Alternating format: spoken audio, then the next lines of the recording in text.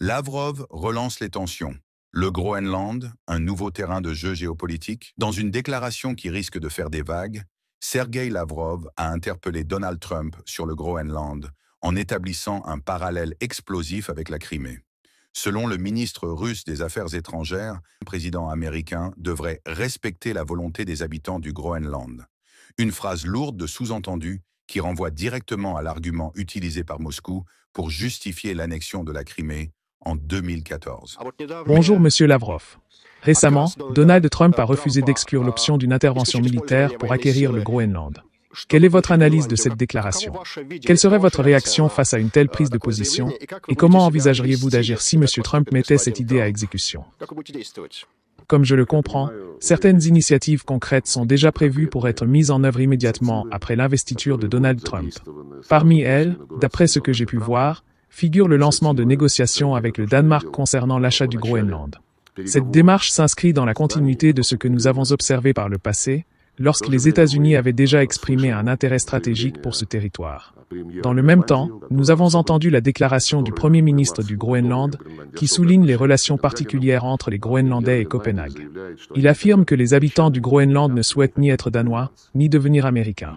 Ils veulent être groenlandais. Ce refus montre clairement une volonté d'affirmation nationale et identitaire de la part de la population locale. Je pense donc que la première étape consiste à écouter les Groenlandais eux-mêmes et à respecter leur souhait d'autodétermination. De la même manière, nous avons toujours prôné le respect de la volonté des peuples.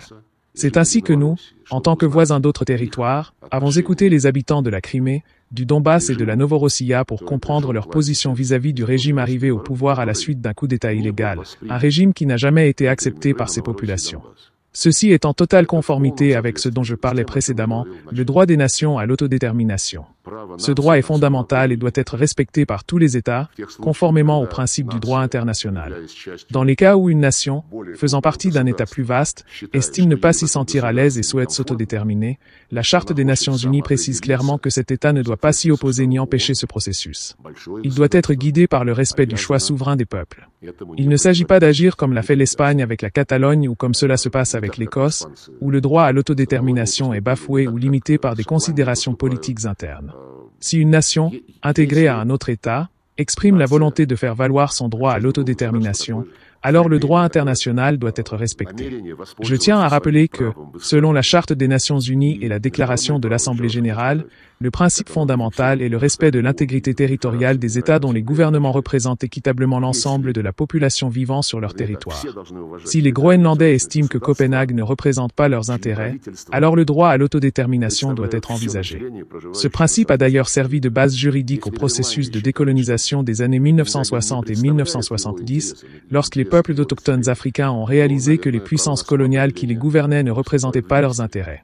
C'est à ce moment-là que le droit des nations à l'autodétermination, inscrit dans la Charte des Nations Unies, a été pleinement appliqué, bien que, comme je l'ai déjà mentionné, ce processus ne soit pas encore achevé aujourd'hui.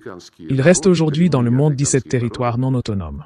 Un comité spécial, appelé Comité de décolonisation de l'Assemblée générale des Nations Unies, se réunit chaque année pour rappeler la nécessité d'achever le processus de décolonisation.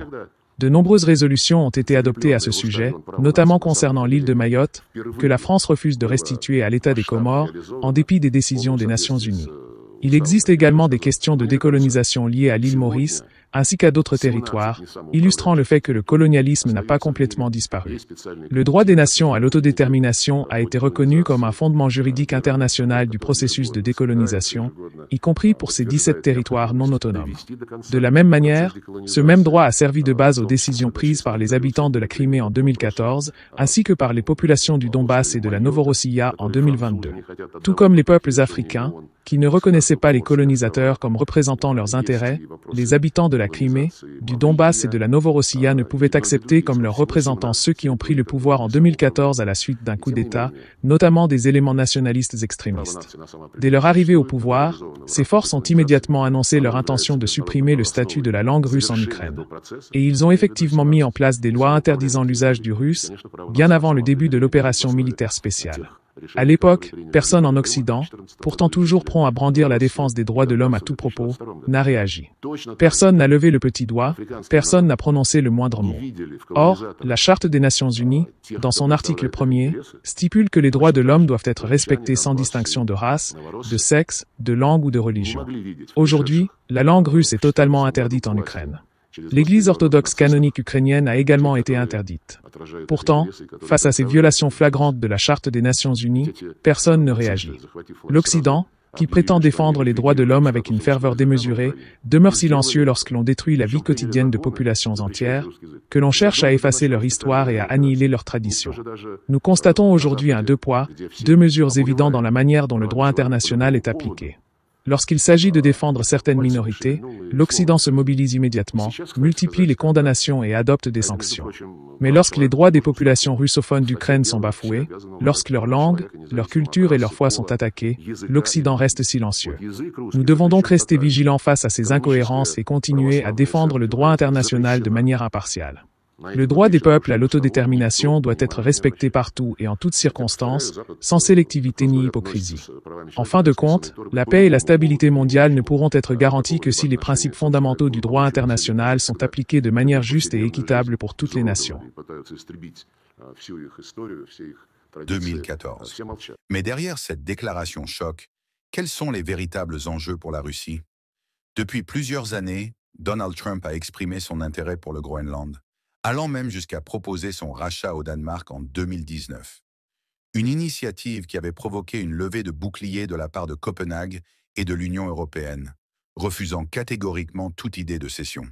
En s'invitant dans ce dossier, Lavrov ne se contente pas de raviver ce débat, il tend un piège diplomatique aux États-Unis. En effet, en évoquant le droit des Groenlandais à choisir leur destin, la Russie pousse Washington à une contradiction. Si les États-Unis défendent ce principe, comment peuvent-ils continuer à condamner l'annexion de la Crimée, où un référendum organisé par Moscou avait abouti à un rattachement à la Russie? Cette comparaison place les Américains dans une situation délicate et risque de relancer le débat sur l'application du droit international selon les intérêts des grandes puissances. Cette sortie de Lavrov pourrait également provoquer des tensions au sein de l'Union européenne. Le Groenland, bien que sous souveraineté danoise, jouit d'une autonomie importante. Si Trump décidait de remettre cette question sur la table, cela pourrait affaiblir Copenhague et fragiliser l'unité européenne sur ce dossier, une situation qui profiterait indéniablement à Moscou.